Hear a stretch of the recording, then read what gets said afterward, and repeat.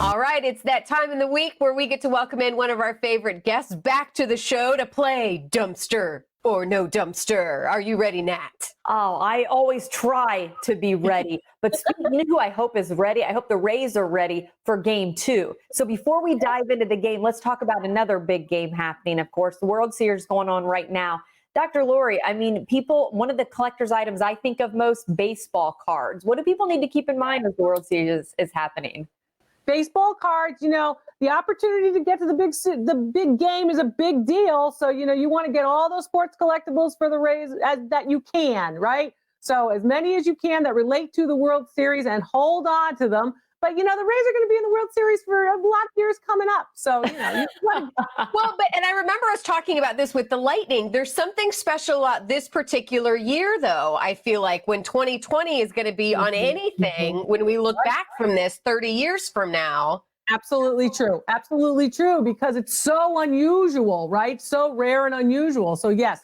You really want to get that sports memorabilia. You want it anyway because you want them to win. They're your team. But you really want to do that. And baseball cards, you want to make sure that you keep them in good condition. Anything that you have, the hats, the memorabilia, the sports stuff, anything that's signed, you want game signed pieces, right? So if you have an opportunity to go to a game and get something signed, take a picture. You've got your smartphone with you, got cameras with you. Take a picture of you at the game with the object, with the players. Do it. Go. Enjoy. Speaking of pandemic, before we get started again, I'm seeing a big thank you in front of you. And I know there's been a lot of thank yous, deservedly so, during this time, the pandemic, to the first responders. Is that what you're showing us today? That's right. This is actually the Fisher-Price Little People. This is the Thank You Heroes line that they put out.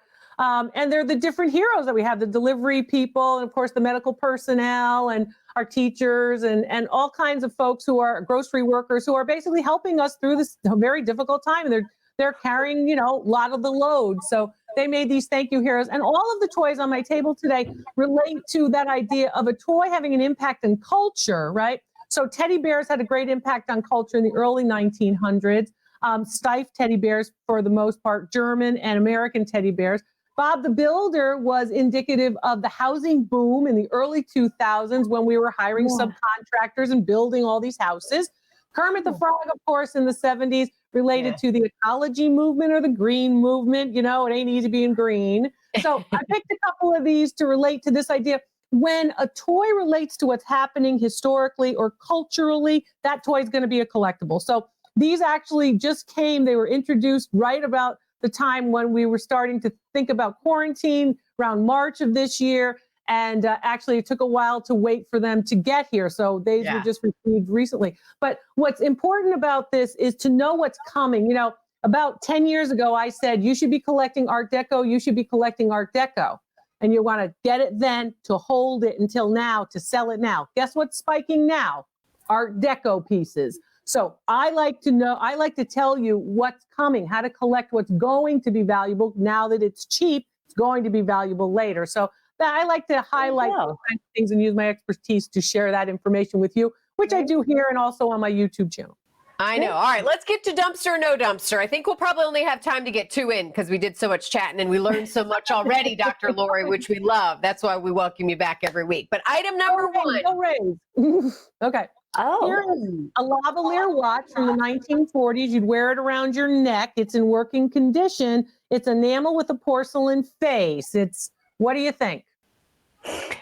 I'm going to butcher this, Lori, but isn't there something about stopwatches that you're supposed to look at some letters or like something, how they operate or how like... It might look to be the shape of a stopwatch, but it's a regular traditional watch. It might look the shape of a stopwatch, but if you actually wear it around your neck, it was a fashion statement in the 1940s.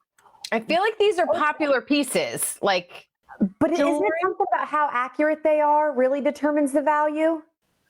Yes, how accurate a watch is determines the value. It's called jewels. Thank you. Relates to accuracy. This is a 7-jewel lavaliere watch, which is low number of jewels.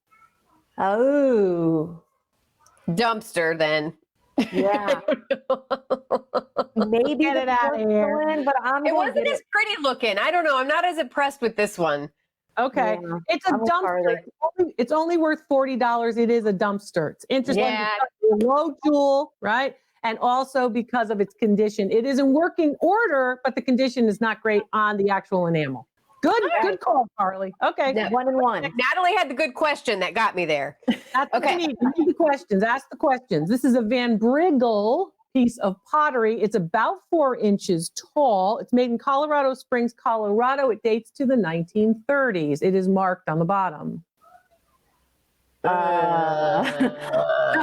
lot of these out there? There are a lot. Van Briggle made a lot of different pieces of pottery. Vases like these are out there, yes. They are not mass produced, however. They're made in the factory brand Van Briggle, but they're not mechanization kind of thing. There are artists who are working with these individual pots.